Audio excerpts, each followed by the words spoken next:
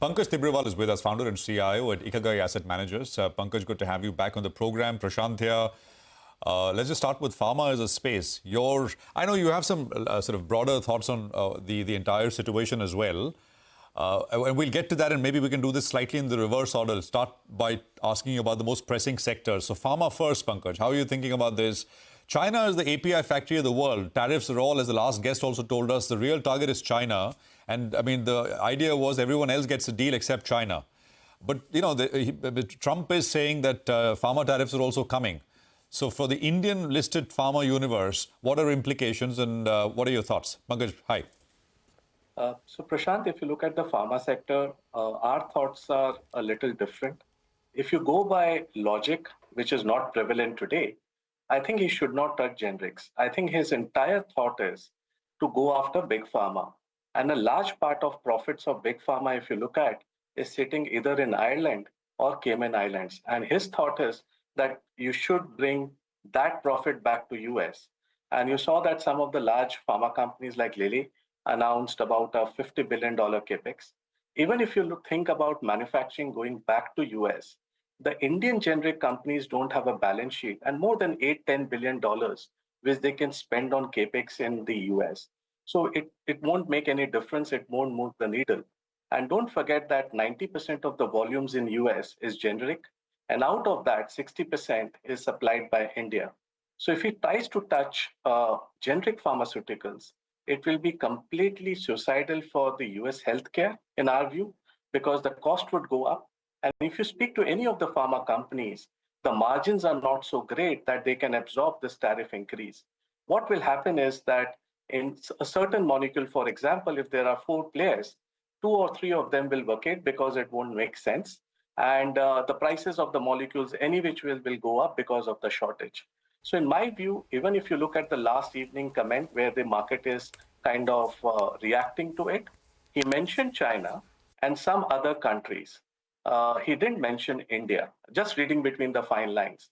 So in my view, going by logic, he should not touch the generic pharmaceutical. I think what he is meaning is the big pharma, where he wants the manufacturing to come back to US. So my belief is that once the dust settles down, actually India pharmaceutical industry is in a better and a sweet spot. And especially the CDMO players, I think a lot of work which has flown to China over the last decade or two can come back to Indian players. So we won't get in a hurry and reduce our pharma exposure. Let the dust settle down and then we'll take an informed call. Okay, so keep the faith, ride it out. That's your advice on pharma. Got it, Pankaj. But yeah, let's see. I mean, you spoke about logic, right? Logically, this should happen. Problem is in last, I think, 4-5 days, logic has gone out of the window. That's the only problem. But anyway, since we're talking sectors first and then the overall market view, let's talk about the other, IT. I mean, look at what's happening. I mean, this morning, Jefferies came out with a downgrade and their price target cuts are anything between 10% to 35% on stocks, mid cap and large cap. Obvious fears, obvious nervousness. What would you do here? So on IT, I think directly, if you look at from an Indian economy perspective, there are 3 positives which are in front of us. I think one, though the 26% tariff may sound steep, but when we look at the comparing countries on manufacturing, whether it be, Bangladesh, Vietnam, China, the tariffs are much higher. In a way, it provides a competitive edge for us in many other areas. The second is our US exports is just 2% of our GDP, the manufactured good exports. So it should not be too much from an economic standpoint of view. And the third most important is, as we speak, the 2 large sectors, IT and pharma, have been exempted, which is roughly $40 to $50 billion from an export perspective out of $85-90 billion. So I think these 3 are the important, but the indirect impact is on IT definitely, because IT sector depends on the IT spends across sectors. And if the businesses are themselves not sure in this environment, the first thing they will do is cut the discretionary IT spend. So in our view, the growth could be much lower. We are going today, tomorrow is the first TCS results. I think most of the companies will refrain from giving guidance in this uncertain environment. They will hold on for a quarter to see how global environment shapes up and then come to a call. So I believe that earnings downgrade will probably go forward. And if I have to choose between one sector right now, between IT and pharma, I think it will be pharma for the time being. And once we see a 5 to 6% free cash yield on IT, I think that's the time when the downside will be limited, because finally these are cash throwing businesses, and at some point it becomes valuable from a portfolio perspective. But in the near term, I think uncertainty will prevail. And I think that's what markets are seeing, a sharp sell-off in IT in this month itself. All right. Hi, Pankaj. Good morning. Always good to hear your thoughts. And, going by all you're saying, near term, there could be some pain. But in the longer term, India could come out much stronger from all of this, which will bode well for the economy as well as for the markets. So between tech as well as pharma, you're going with pharma. But what's your top bet? Because market conditions like these provide you good entry opportunities where you get good sectors, good stocks at prices you want. So what would be your top bet? So, Nigel, I believe that domestic facing sectors, whether it be banking, whether it be NBFCs, whether it be consumption, whether it be capital goods, I think most of the domestic facing sectors probably uh, will do better in this uncertain global environment. And we believe that many places the valuations have corrected meaningfully. There is nervousness across the street. And the consensus is that this year is going to be a very tough year from a return perspective. So, in this environment, in the short term, I think we should get good bargains from an overall perspective.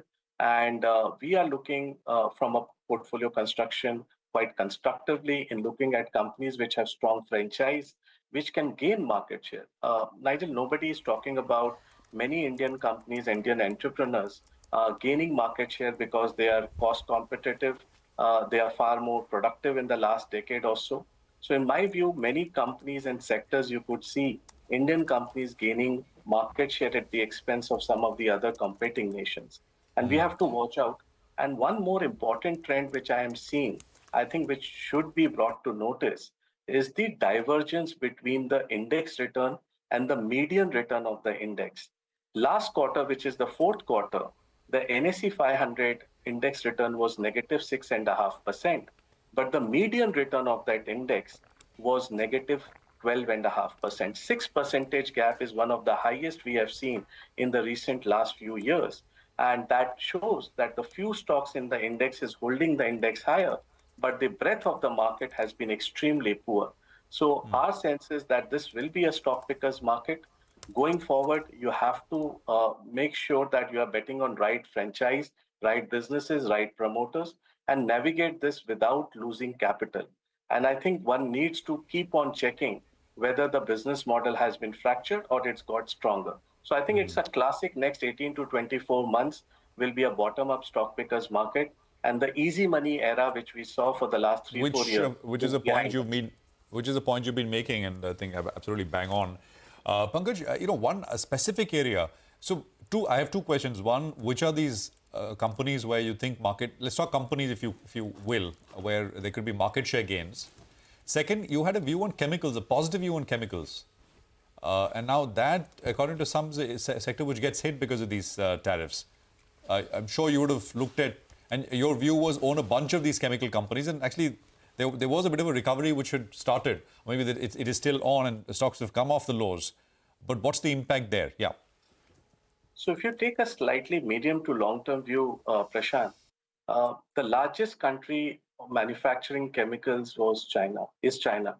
And we are a very small drop in the entire ocean. I think it's a great opportunity for Indian chemical companies to gain market share. The export data which just came sometime back yesterday, it's very encouraging to see a very strong growth across chemical companies on the export market. And I believe that if manufacturing has to be protectionist, chemicals will find its favor across, and Indian chemical manufacturers across CDMO, CSM, as well as some of the important areas where they are focused on domestic market should gain prominence. From a results perspective also, I believe that though index will give you 11, 12, 13% return, but many of these companies are so well positioned and they have a low base coming in that this year we should see a 20-25% growth in across many companies. And fourth quarter in our preview is looking very healthy for most of the chemical companies as you move ahead. So don't forget that the next 12 to 18 months, it will be growth along with quality as a factor, which should outperform over a period. And I think companies which can deliver above market returns in terms of growth should find favor among investors. And chemical is one sector where I believe that India has a brilliant opportunity to gain market share at the expense of Chinese. And across the board, I think we are very cost efficient now from an overall perspective. So I think I'm quite okay with chemicals as a sector. Need to monitor it regularly, but I think companies have a very strong moat. The second important part is don't forget that China is a very important piece in the entire metal supply chain. Prashant, you'll be surprised to know that there's a small alloy called anti-money alloy. Just go and search on Google. That alloy is used for ammunition, battery storage, and stuff. China decided not to export. And in the last few months, the $10,000 price has shot up to $65,000. And US doesn't produce it. China has 65% market share. And once China stops, the prices just went 6x. And US can't supply ammunition across the world in terms of bullets. So don't ignore that China is an important piece across different commodities. And if China decides not to export or stop the supplies of these, I think a world will have problems. So in many commodities, you could see inflation coming back very significantly. And if it happens in chemicals also, it could be good news for Indian manufacturers. Okay, so absolutely. I mean, it's not like China doesn't have any chips to bargain with, rare earths, some of these specific, materials, like you said. Definitely, that would be their bargaining chip. And then, like our previous guest said, there's the nuclear option, US treasuries, right? So let's see how this plays out. Thank you very much, Pankaj. Great to get that perspective from you this morning. We look forward to connecting again soon. So it'll be